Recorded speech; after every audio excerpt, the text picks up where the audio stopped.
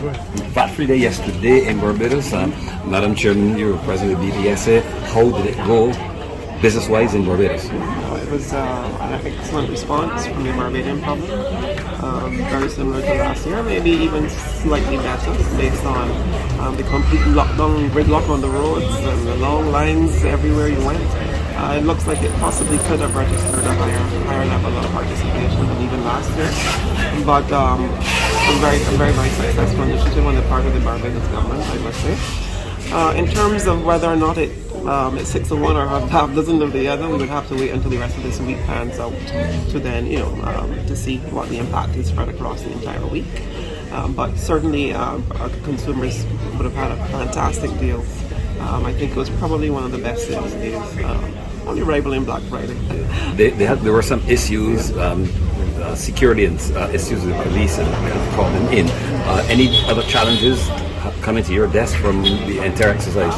No, I mean, whenever there are crowds, there's likely to be, persons who are a bit anxious, more anxious than normal.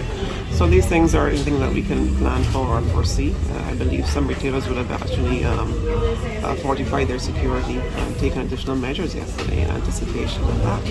But broadly, I think it was a pretty well executed thing. Some people are calling for it to be extended rather than 1 day, 2 days, because you have to pack so much into 1 day. Do you think, from what you said, I think the government would have to make that call. Well, it's a couple things. One, do they have the fiscal room to do that more often?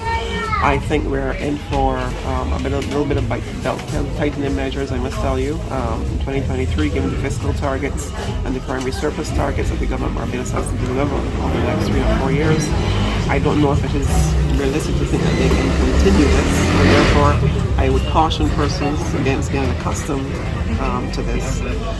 Whether or not we extend it beyond 1 to 2 days, that could work, but the timing towards Christmas, may not want to do that within the same week of Christmas, because then you create all sorts of other logistical challenges, particularly for retailers like the big box retailers that have to deliver after the fact, and you may run up against some delivery challenges and some disappointment if you can't deliver. So if you're going to do it, if the government can afford to do it for more than 1 day, then they may want to consider taking it out of the Christmas week, maybe the week before Christmas, so that persons can get everything that they have physically to get everything that they've actually purchased. But they would have to decide based on their fiscal position something that they can afford. Are you comfortable with the way things went? I think broadly so, yes. Yes, we are very comfortable. This was not about the retailers, this was about Barbadians.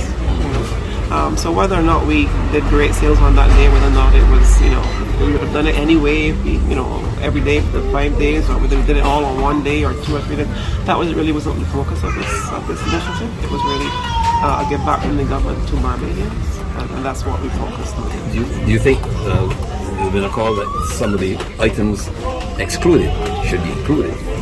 Well, the government, I think, clearly, if you look at some of the things that have been excluded, I don't think any of us could necessarily, argue with that. We have an issue with gun violence. Guns were natural exclusion. Why would you want to incentivize the purchase of guns? In the environment and climate that we have. We have the exclusion of services because, anything is a service. So, obviously that would have cost the government a lot more if they included services. Whiskey, liquor, and those sorts of things, I guess they thought are more discretionary items and not necessities, and therefore they excluded them. But I wasn't part of the consultation, but I could well see the thinking.